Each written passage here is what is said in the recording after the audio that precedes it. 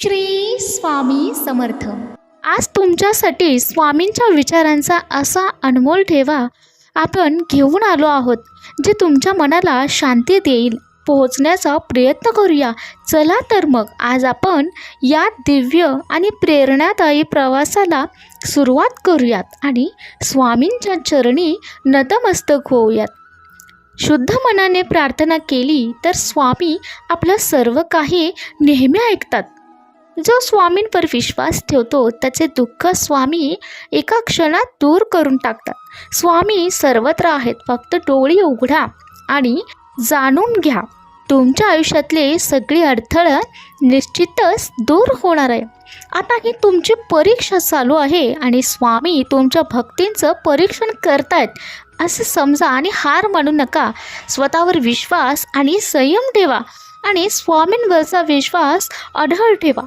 प्रत्येक संकट हे स्वामींचं परीक्षण असतं आणि ते तुम्हाला निश्चितच यातून मार्ग दाखवतील आणि बाहेरही काढतील. ज्या मनात प्रेम आहे तिथं स्वामींचं स्थान आहे आणि तिथं स्वामींचा वास आहे. जो इतरांना सुख देणार आहे तो स्वामींचा निश्चितच भक्त असणार आहे. भिवू नका, स्वामी पाठीशी आहेत आणि स्वामींची हीच सेवा, हीच श्रद्धा, ही तुमची खरी पूजा आहे. स्वामी महाराज नेहमी सांगतात की श्रद्धेमध्ये खूप ताकद असते आणि श्रद्धाच माणसाला प्रत्येक अडचणीतून तारून नेते. सर्वजण बघत राहतील आणि ती वेळ आता जवळ आली आहे. तू फक्त विश्वास ठेव आणि कार्य करत राहा. सर्व स्वामी बघत आहेत आणि भिवू नका. तुमच्या पाठीशी स्वामी आहेत, कारण ज्यांच्या पाठीशी सद्गुरू असतात त्यांना कुठल्याही मार्गदर्शनाची गरज राहत नाही आणि कुठल्याही चुकीच्या गोष्टींची कमतरता राहत नाही.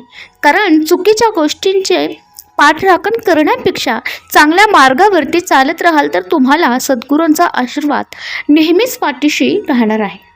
माणसाच्या जीवनात अशा गोष्टी घडतात की पुढे जाणारा माणूस कधीच कोणाला मागे खेचत नसतो आणि मागे खेचणारा कधीच पुढे जात नसतो.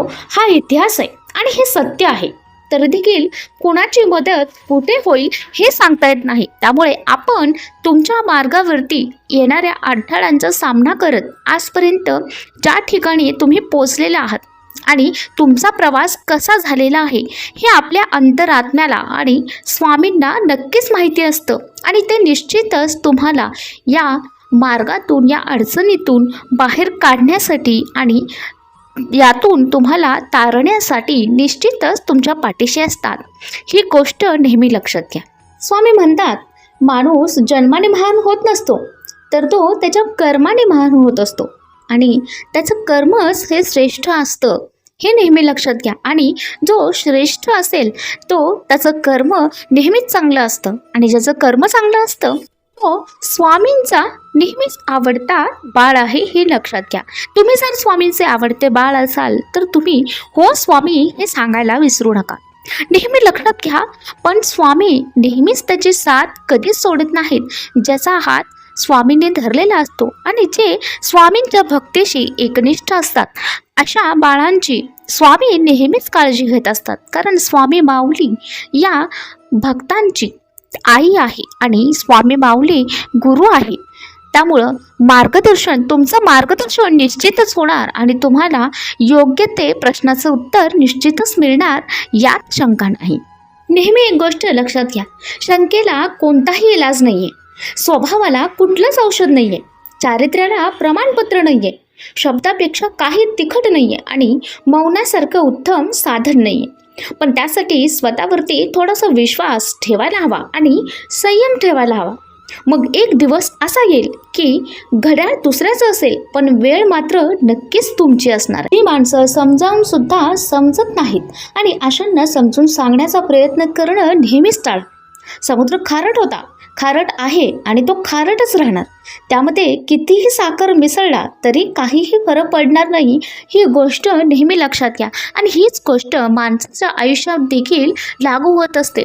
आणि अशा कितीतरी छोट्या छोट्या चुका आणि गैरसमजुती असतात ज्यातून मोठमोठे प्रश्न निर्माण होत असतात आणि त्याची उत्तरं तुम्ही कधी ना कधी शोधत असता आणि तुम्ही निश्चितच स्वामींपर्यंत येऊन पोहोचता. तुम्हाला पडलेल्या प्रश्नांची उत्तरं तुम्ही स्वामींना मागत असतात, स्वामींना विनंती करता. त्यावेळी स्वामी निश्चितच तुमचं ऐकत असतात. स्वामी सोबत असतील तर हा वेळ देखील तुमच्या आयुष्यात जास्त काळ राहणार नाही. विश्वास ठेवा, स्वामींचा हात जो पकडतो त्याला आयुष्यभर कोणाचे पाय धरण्याची गरज भासत नाही. जीवन बदलण्याचे विचार आपल्या आयुष्यामध्ये असतील, सकारात्मक विचार असतील आणि चांगला दृष्टिकोन असेल तर तुमच्या आयुष्याची दिशा ही निश्चितच योग्य मार्गावर असणार आहे, हे लक्षात घ्या. कधी आपल्याकडे अनुभव असूनही आपले निर्णय चुकतात आणि जो चुकतो तो माणूस असतो आणि जो चूक सुधारतो तो देव माणूस असतो, नाही का? तर स्वामी देखील तुम्हाला हा जो मूलमंत्र देतात, पराभवाची सुद्धा चव आपल्याला चाखता यायला हवी, कारण तोच तुला तुझी खरी ओळख पटवून देत असतो. आयुष्यामध्ये काही गोष्टी अशा असतात की त्या आपल्या नशिबात नसल्या तरीही आठवणीत मात्र आयुष्यभर राहत असतात. फायदा घेणारे काय घेतच राहणार आहेत आणि ते घेत राहतील. आपण ना तत्त्व बदलायचं ना आपली निष्ठा, तो कायम ठेवायचा, फक्त संयम. आणि गमवणाऱ्याला पण कळेल की त्यांनी काय गमवलेलं आहे. आयुष्याचा हा प्रवास तर असाच चालू राहणार आहे आणि आपल्याला आपल्या आयुष्याला प्रेरणा देणारे आपले प्रेरणास्थान म्हणजे स्वामी हे आपल्या पाठीशी आहेत, हे ध्यानात घ्या. प्रत्येक गोष्टीचं पतन हे होतच असतं. कोणत्याही गोष्टीला सुरुवात असते तर शेवटही असते. विचारांची दिशा बदलली की आपली दशाही आपोआप बदलते आणि वेळ बदलली की आपली परिस्थितीही निश्चितच बदलत असते. म्हणून स्वतःवर आणि परमेश्वरावर विश्वास ठेवा. यश स्वतःहून तुमच्या पावलाशी येईल हे निश्चितच. कुणाचंही अस्तित्व कुणावाचून थांबत नसतं आणि याच शब्दांनी प्रत्येक नातं आणि भावना टिकत असतं.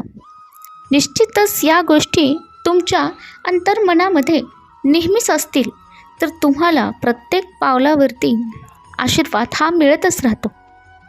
कोणत्याही गोष्टी नेहमी स्वतःला सांगत राहा, आठवणींनी अडचणी मला थांबवण्याचा प्रयत्न केला तर माझी जिद्द नेहमी जिंकण्यासाठी आहे आणि मी माझ्या मार्गातील अडथळे स्वामींच्या आशीर्वादाने नक्कीच दूर करेन आणि निराश न होता मी पुढची झेप घ्यायला समर्थ असेन. बाळांनो, स्वामी सेवेत येणं ही तुमची इच्छा नसते तर ती स्वामींची इच्छा असते. आपल्या सेवेमध्ये आपण फक्त मौल्यवान रत्नच निवडत असतो. तुम्ही एक मौल्यवान रत्न आहात आणि ते स्वामींच्या दृष्टीने खूप महत्त्वाचे आहे, जे तुम्हाला स्वामींनी आज तुमची निवड केली आहे.